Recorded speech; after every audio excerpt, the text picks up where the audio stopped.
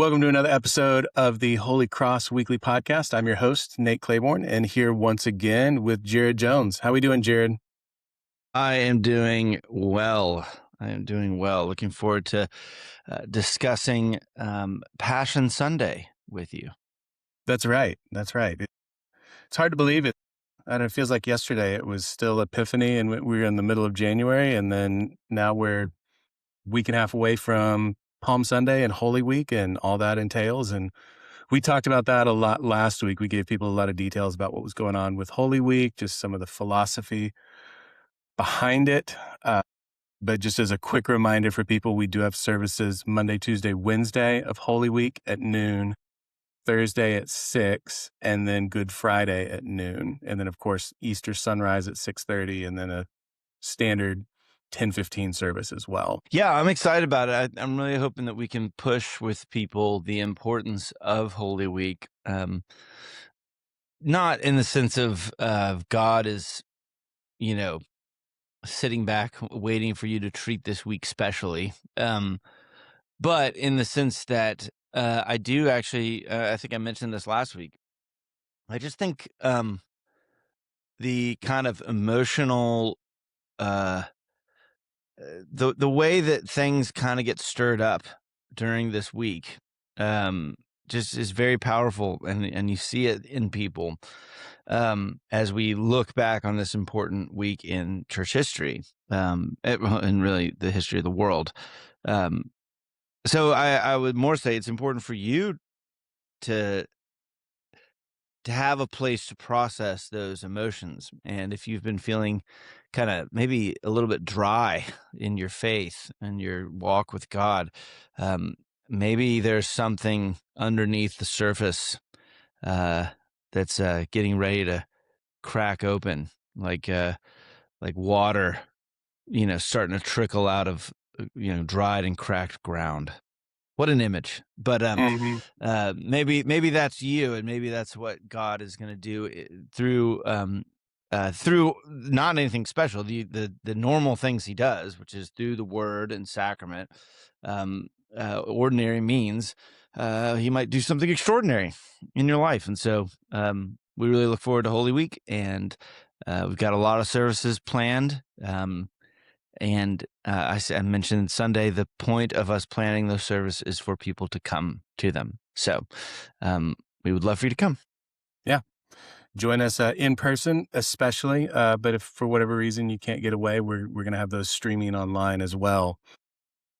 But before we get to Holy Week, we've got kind of a warm up. We're doing. I don't know if you want to think of it as a warm up. I'm thinking of it as a warm up of the Lenten Tune-up. Hymn Sing, a tune up.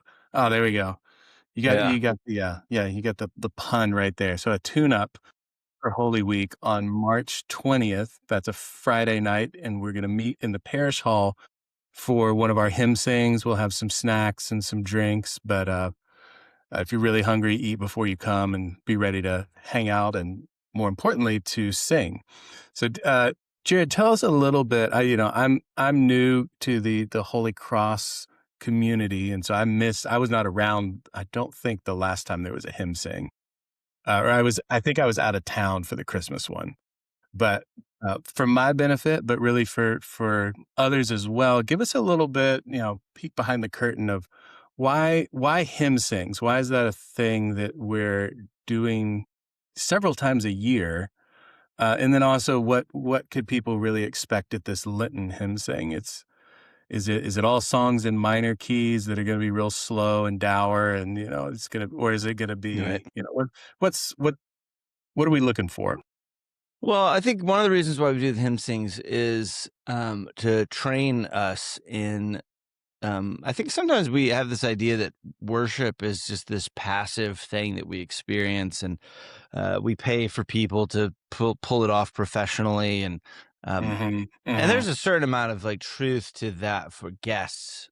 We want guests to come in and feel like they have a good experience, and things seem orderly, and things seem like we care. But one of the things that people can experience in worship that you can't experience anywhere else, you can experience beautiful music, and you can experience motivating talks. One of the things that you cannot experience anymore. Well, one, preaching is a little more than a motivational talk, and then there's the Mhm. sacrament, and you can't get that anywhere else. All right, top three would be kind of communal singing that's very vibrant and heartfelt. Um, and we really think it's one of the things that we strive for at Holy Cross is congregational singing. We never want the choir or the music production, or even when we bring in instrumentalists, which we love doing. We never want that to kind of overtake. We would rather it support and kind of buttress the main thing, and the main thing is God's people gather together in song, singing not only to the Lord but to one another, um, about the Lord, is a mutual encouragement to each other, and as an expression of our mutual joy um, in the Lord. So music is at the heart of what we do at Holy Cross. And so one of the things that we tried to do with the hymn sings is really give us opportunities to learn together how to sing, and to feel confident that we can go out and sing. Um, and so it's not choir practice. We're not like stopping things and going like, no, it's this note, but it's just a chance to enjoy singing together. And for those who feel very confident to, express their gift, maybe those who don't feel as confident, to kind of get in a room and you know find some confidence. And so, one is to continue to train us in something that we think is really important for our church, which is congregational singing.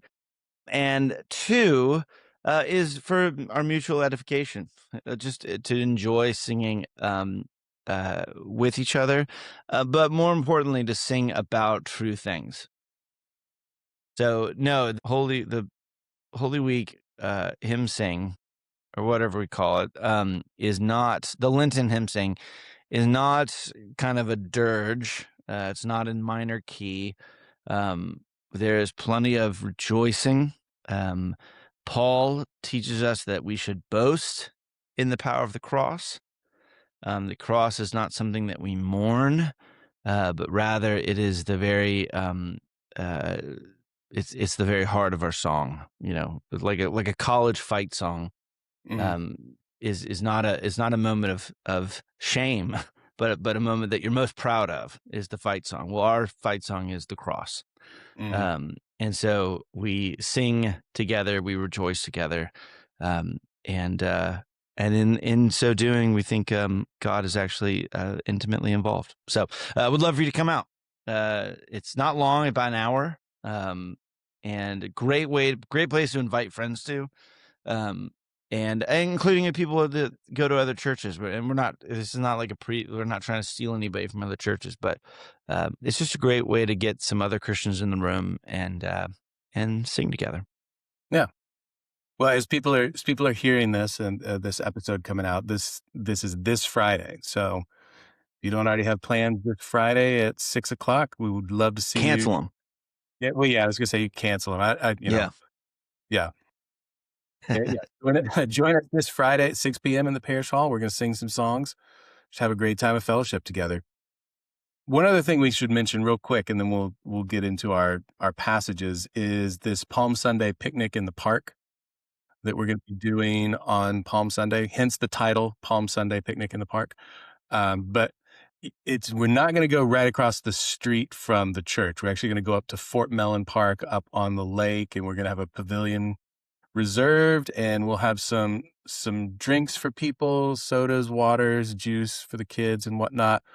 Just encourage people to, bring your own lunch. If you want to stop at a spot on First Street on your way in, grab lunch, you could do that. If you want to bring sandwiches and chips and whatever, I believe there's going to be grills there. So if you wanted to bring food and, grill yourself some burger and dogs, you could do that as well. But we're just looking forward to hanging out together on a nice Sunday afternoon after Palm Sunday and just kind of see where the afternoon takes us. Yeah.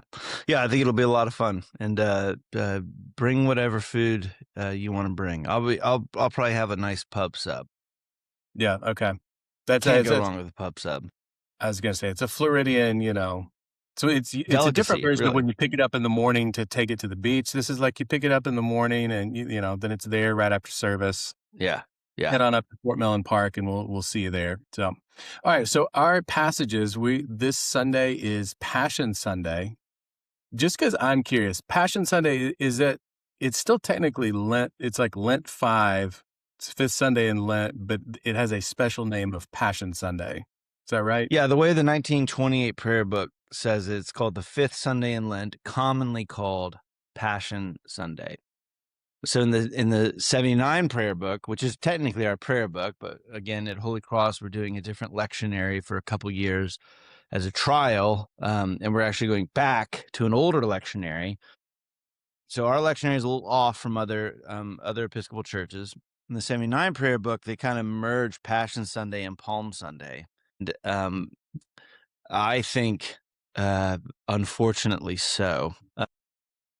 But because you skip through the whole, anyways, no comment. There's so many details you could go into here, so many rabbit trails we could take. But Right. at the end So of the yeah, day, it's called the fifth Sunday of Lent, commonly called Passion Sunday, and the okay. readings all begin to focus us on what is coming up next. Okay. So it's a tune-up in its own right as well. So this is like tune-up weekend is what we got coming up. That's right. That's what we'll start calling it, tune-up weekend. And that's how actual liturgy gets invented, is somebody had an idea one time, and then, 500 years from now, they'll be reading a prayer book, and they'll be like, the fifth Sunday, the fifth weekend of Lent, commonly called tune-up weekend.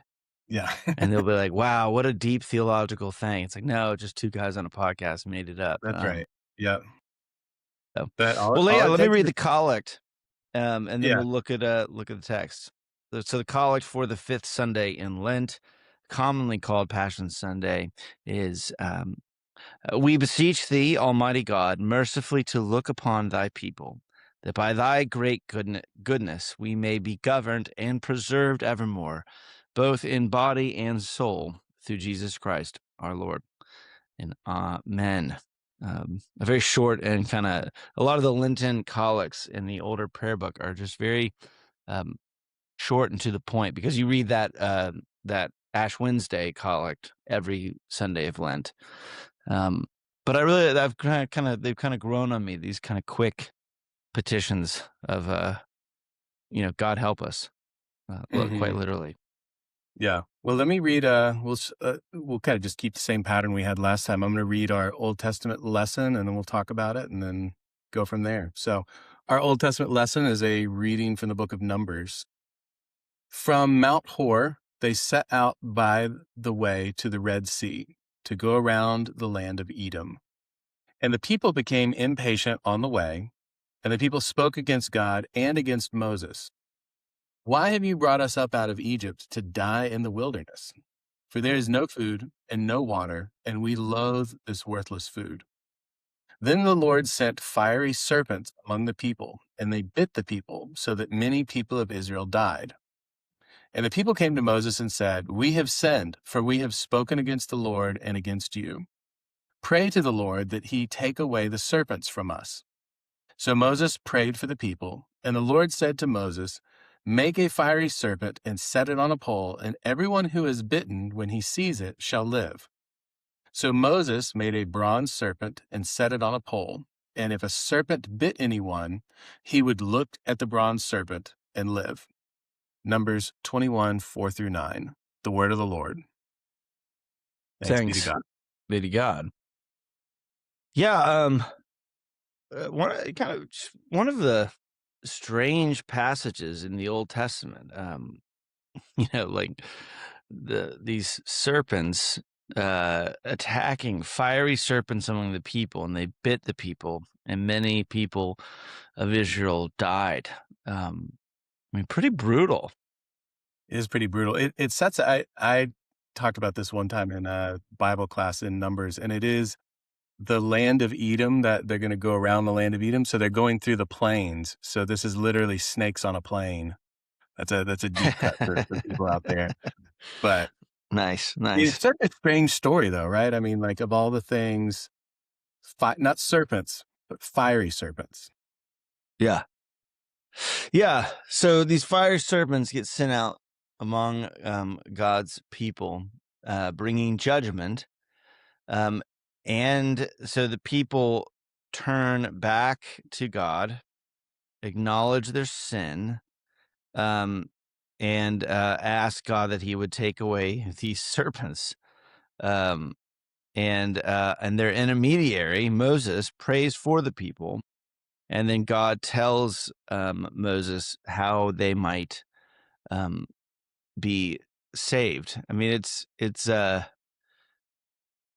interesting story because, so first of all, it's an interesting story because it's had a profound impact in our culture. Um, this image of this bronze serpent is still the uh, the main image used in medical fields um, all over the world, right? It's kind of a maybe not all over the world, but in America for sure. Yeah, it is, but it's a little it we this is a different rabbit trail we could go down. There is a relationship, but it's not quite a direct one. There's some Greco-Roman mythology that also uses the serpent in kind of a healing sense. Yeah.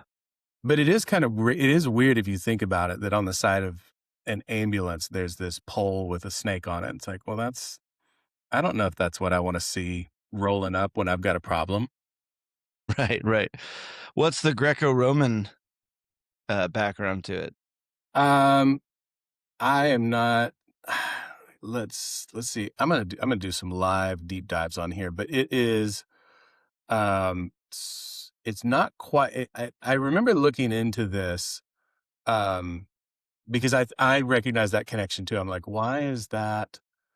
But it is the rod of Asclepius, which is a single snake wrapped around a pole. So that's the kinda ambulance image. It's this sort of, uh, asterisk-looking symbol with a pole and a snake on it. Um, and Asclepius was the deity in Greek mythology associated with healing and medicine. Um, what's interesting about that, when you think about it, is Greco-Roman mythology develops after this story in Numbers. So Mm, it's that's how the connection kind of works, is there's this what we're using is actually from Greco-Roman mythology, but that's a later incident that I think it would be I don't think you would be too far out of line, to thinking that the ultimate story, the kind of base mythology, and it's not mythology in like the myth sense, but the kind of base story is this healing incident in the book of Numbers that then becomes, I'm sure this becomes, part of the discourse, as you might say, in the ancient world to some degree, because it's in the book of Numbers. But it is considered a biblical parallel to this rod of Asclepius, which I'm probably saying his name wrong, but we're gonna run with it. Um, that it's how do you have two different things in the ancient world that is a snake on a pole used for healing purposes, if there's not some sort of direct relationship between them? That's not it's just not it's and that's maybe even just as a side note for people. This is just a good rule of thumb when you're trying to make sense of stuff from the ancient world that you hear about. It's very unlikely that two different sources are going to create the same kind of story unless there's some sort of true event yeah, laying behind it. We talk about that right. with the flood narratives. Like every culture has a flood narrative, kind of suggests there's a real flood that happened. That sort of thing. So it's just Yeah, I it, mean it that was a big impact on C.S. Lewis was kind of the idea that what if there was actually one true myth that all these mm, other myths were springing out of, Um, I think that's what Tolkien told him. I can't remember the actual story on that, but I think it was he was saying basically because a lot of times people say, "Oh, well, look, Christianity is just like every other ancient myth. mm. It has all these characteristics." And I think C.S. Lewis was kind of talking about that, and Tolkien said, "Well, no, it's the one true fact that all these myths spring out of." Um, and and then that changed his paradigm of like, oh, like this is actually This is the real story, and all the Yeah. other ones are kind of rumors and the telephone game Right. from the So story. it's a little platonic, but, in the good sense of, like, uh, there needs to be some sort of overarching archetypal category or form, if we wanna use Plato's actual, term for it, of which all these little individual instances participate, and they're not quite identical with it, and I think, there's a case to be made, maybe not in this podcast, but another time, that's really stories in general are really about redemption, and so there must be some kind of archetypal redemption story of which they Mhm. all participate and draw meaning from, and the fact that every culture and every person wants to hear stories that have happy endings. It tells you Right. something about what the world is like and what people are like and points us towards the gospel in a lot of different ways. Yeah, and I think going back to actually this story, I think it's important that God um, uh, forces people to look upon that which terrifies them. Right? I mean, it's he doesn't say, "Oh, you're being attacked by snakes. Look at this giant bronze adorable bunny Mm, um, for your comfort." Um, he actually says, "I'm going to give you a bigger snake to look at. A big, a more terrifying image." Um, so the thing through which healing comes is that which we are most terrified of and that which is currently assaulting us, right? That the solution actually comes through the problem. mhm, I am being harassed by these snakes on the plane, and God says, "Look upon this snake and live." Um, and So I think obviously there's a parallel to this being in the New Testament in the Passion, mhm, because the solution to our problem is going to come through us beholding the problem in and of itself, which is the crucified God. Um that God, all of our best efforts and all of our goodness and all of our righteousness um actually ended, they culminated um, in us killing God. mm, You know, Roman society, which was known for its kind of justice, right? This rule of law, this sense of uh, civilized, the peak of civilization, um, which becomes kind of the Tower of Babel. It is kind of the Tower of Babel. It is the Babylon of the age.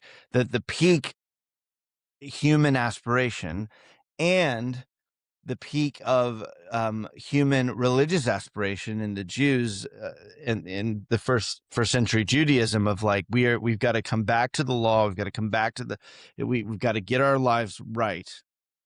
Both of them on this quest for righteousness and goodness culminates in them aligning together to jointly kill God.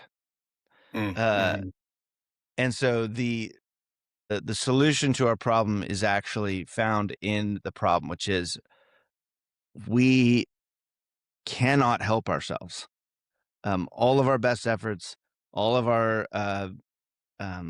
goodness is actually a problem, uh, because it puts us in a category of um, believing ourselves righteous for getting rid of this heretic Jesus, who's causing all these issues. Um, And so the problem with the snake bit people is that the solution to this snake bite is to look upon the snake and then be healed through it. Um, and that's why when Paul boasts in the cross, he's boasting in um, our inability to solve this problem, mm, um, being the solution. Like the solution is let go, like stop, like be passive and receive the grace and the goodness of God, that this man died for you. Um, and that actually begins to solve all your actual, even psychological problems, like your anxiety and your panic and your OCD, your need to control everything.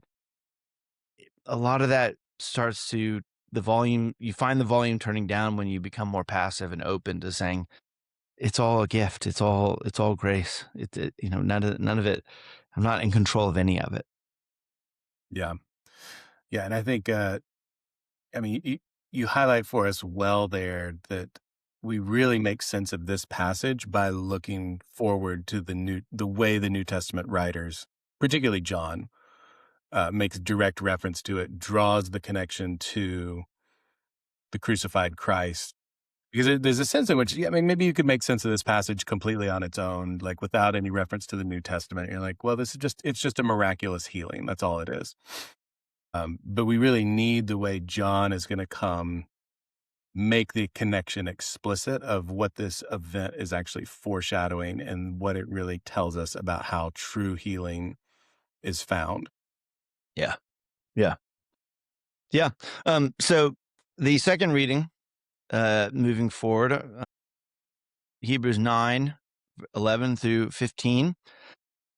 But when Christ appeared as a high priest of the good things that we have, when Christ appeared as a high priest of the good things that have come, then through the greater and more perfect tent, not made with hands, that is not of this creation, he entered once for all into the holy places, not by means of the blood of goats and calves, but by means of his own blood, thus securing an eternal redemption. For if the blood of goats and bulls and the sprinkling of defiled persons with the ashes of a heifer sanctify for the purification of the flesh, how much more will the blood of Christ, who through the eternal Spirit offered himself without blemish to God, purify our conscience from dead works to serve the living God? Therefore, he is the mediator of a new covenant, so that those who are called may receive the promised eternal inheritance, since a death has occurred that redeems them from the transgressions committed under the first covenant. You're doing your PhD work on atonement. This passage and flesh, particularly. This Mhm. passage seems like it's right up your alley. What's going on here? Yeah, so I could take a lot of different rabbit trails here, but I'm actually gonna start. Let's start at the last verse and kind of work backwards a little bit of just noting the idea of a covenant requires a mediator. That's the way they're all set up throughout the Old Testament. So even as we get into the New Testament, Jesus is doing some sort of mediatorial role. Why So why does a covenant require a mediator? that's a good question. I wonder if, I mean, part of me wants to say because that's the way God set it up. Going even back to the garden of if there's Adam somehow represents all of humanity and God deals with Adam directly. But we just see that pattern repeated with Noah, with Abraham, with David, and then it culminates in Jesus being this mediator. I skipped over Moses. I shouldn't, which is bad because we were literally just talking about Moses. But we see it a little more clearly the type of mediator that Jesus is through Moses. Of somehow Moses is representing God to the people. He goes up on the mountain. He receives the word of the Lord. He brings it down to the people as God's spokesman to the people. But then he's also the representative of the people to God. So he comes up onto the mountain as a human representing the nation of Israel to engage with God. And so that pattern, I think, is what we've got going in here when we have Jesus. We're mixing categories a little bit it starts off by saying he's a high priest. So that's different. Moses was not the priest. Aaron was the priest. Moses was the prophet. But this is just another, I mean, there's just so much going on here of just the way Jesus combines the roles. So rather than have a separate king, priest, prophet as all different people, he's simultaneously the king of a new kingdom. He's the mediator of this covenant and functioning as a priest, but he's also a prophet who speaks the word of the Lord to us and in fact embodies the word of the Lord to us. And so this idea that he's somehow representing people to God and representing God to people, that logic, if we bring that back up into the the first part of the passage, he's somehow that it doesn't use the language of substitution in a direct sense, but there clearly is a type of substitution happening. So rather than the Old Testament rituals that involve the slaughtering of animals, we're now having, so instead of an animal dying, instead of the animal's blood being used for purification, we're using Jesus's blood for purification. It says the purification of the flesh, which that's where I don't want to get too far into the weeds with it, but that's kind of what my dissertation is centering on, is how do we make sense of some of these references to the flesh that seem to be both material and immaterial. And what I mean by that is the basic word for flesh literally is just meat. Like in Latin, it's carne, which is where we get Carne incarnate. asada. Well, yes, carne. Yeah, it's weird. I go either way with this. Like I say carne, and it's like you either think I could go for some tacos, or you think incarnation. But it's that's really what it is. Is Oh, that's the incarnate. better one. Yeah. That's the more spiritual one. It's the more spiritual one, but we're literally saying when we say Jesus became incarnate is that he became infleshed. He was previously not infleshed, then he became infleshed. But flesh also has these kind of immaterial connotations to it, where sometimes it's talked about, and I think we talked about this last week, of it's operating this kind of principle by which we can live self-sufficiently and in self-dependence instead of God dependence. And so one of our problems that we have to work through, and this is where I'm trying to do some work in my dissertation, is how do we live in the flesh, which is something we can't not do because we're human, but not live according to the flesh. And how does the atonement help deal with that problem? Yeah. And so Yeah. this passage kind of points us in that direction. It's drawing on a lot of Old Testament imagery, but it's saying that something Jesus did through his death purifies the flesh.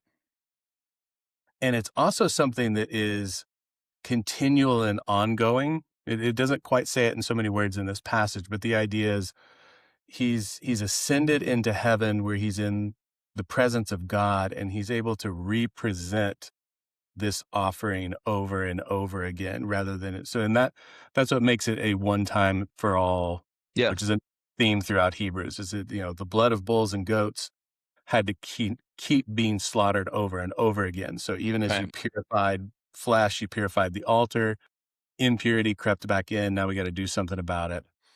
And so what Jesus does through his death, it purifies flesh once for all. And so trying to figure out, kind of be able to explain that a little bit better than I just did, but to draw on this passage and a lot of other passages and what theologians have thought about it through the years. Getting the Old Testament right seems to be a piece of the puzzle, and it's something I'm working on right now for a paper that I'm going to present um, later on this month at a conference, to just be a little clearer on what's going on in Leviticus, and how does what Jesus does in the Gospels and then is explained to us in Hebrews solve a problem Leviticus was trying to solve but couldn't fully solve. Yeah. Yeah.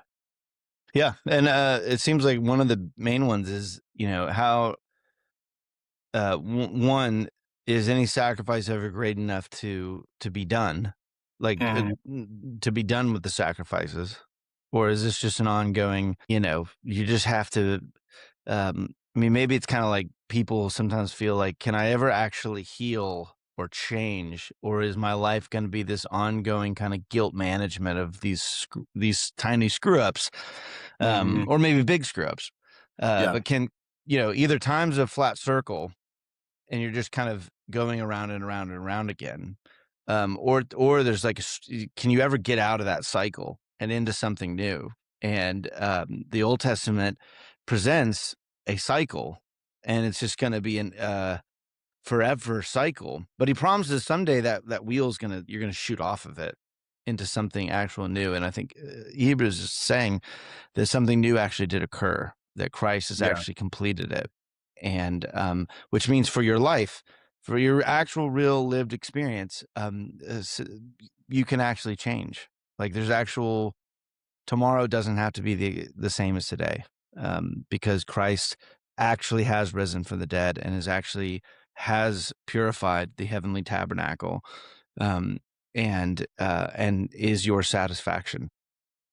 Yeah. Um, let's move to Matthew 20 through verses 20 through 28. There's a million things we could say on all these passages. We're trying to keep the episode short-ish. Right.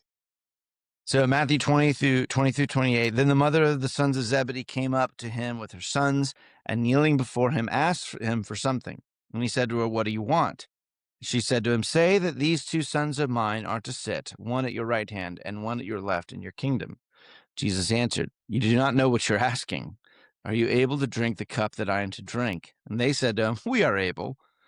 He said to them, "You will drink my cup, but to sit at my right hand and to my left is not mine to grant, but it is for those to whom it has been prepared by my Father." And when the 10 heard it, they were indignant at the two brothers. But Jesus called them to him and said, "You know that the rulers of the Gentiles lord it over them, and their great ones exercise authority over them. It shall not be so among you.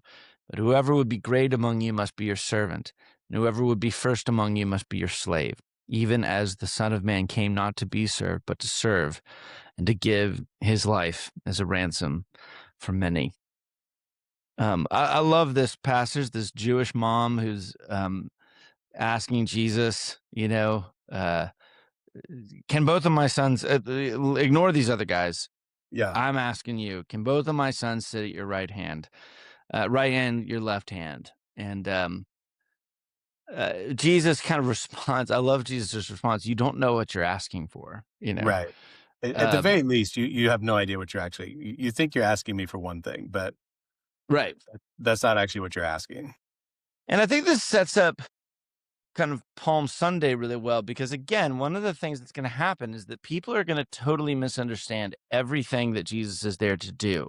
Um, that Jesus is not there to be a shining bunny on a pole, you know, something fun and beautiful and wonderful to gaze upon, and everything's just going to be like a storybook romance, storybook ending.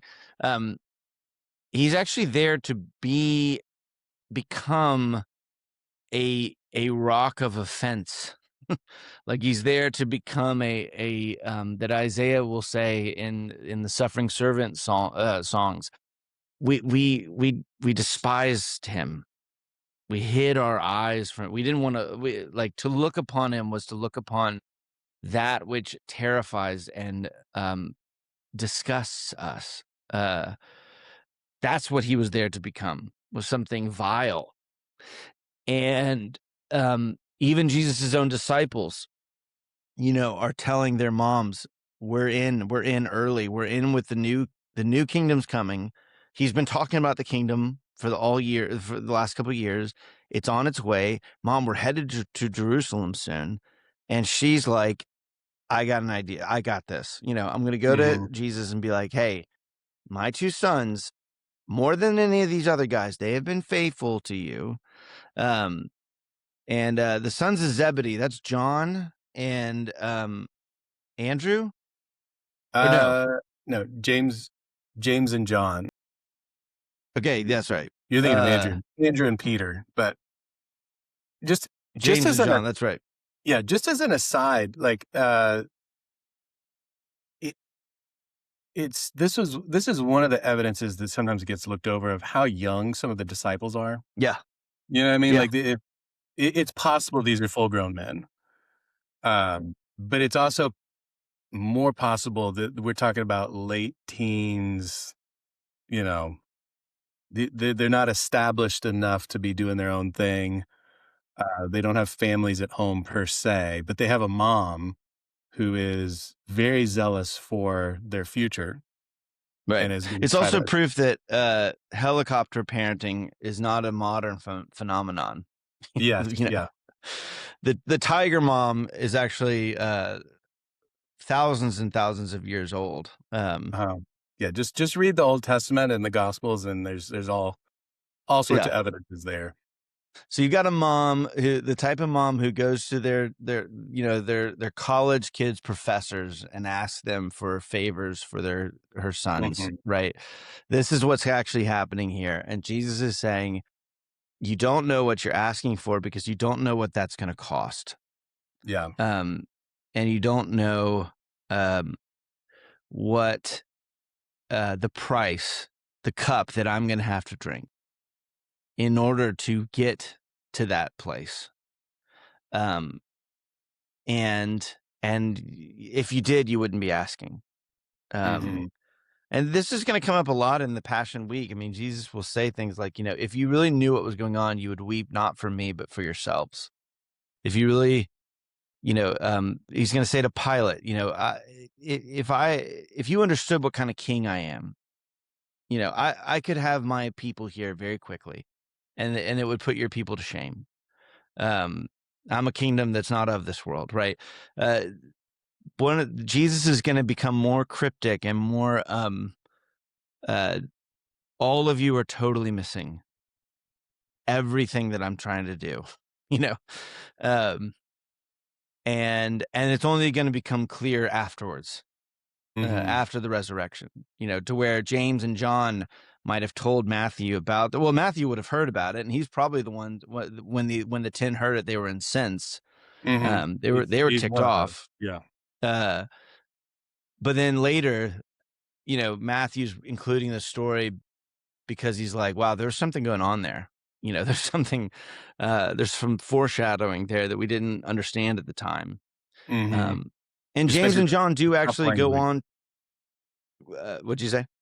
I said especially the cup language is gonna show back up in a few more Yeah, chapters when we're in the yeah. garden. Okay. James and John do end up drinking the cup. All of the apostles end up drinking the cup. Uh, but by the time they drink the cup, they're no longer worried about being at the right and the left hand of their Savior. You know, um, they they're more worried about, or they're more concerned with being a faithful witness to what's true, which is that Jesus is actually the Son of God, and he's not just an earthly ruler, because we could get at those anywhere, but he's the one true King over all the world, um, and uh, and his enthronement will be bloody and brutal, but necessary for the salvation of the world. Well, I can't think of a better note to end on than that. So I'm glad we had a chance to sit down and talk through some of these passages together. Just as a reminder for people, if, Friday night rolls around, join us at the Lenten Hymn Sing. And we're hoping to see you not just at church for Passion Sunday, but for Palm Sunday and for Holy Week and all the services we have leading up to Easter and even after Easter. It's not like, Easter's the big grand finale and then we're done. We Yeah, still believe it keep or not, we do have church the Sunday after Easter. Many people that. don't realize that. Yeah, gets lost in the shuffle, but maybe not this That's year. right. So, That's right. well, Jared, it was great chatting with you, and I'll look forward to next week. Absolutely. See you, Nate. See ya.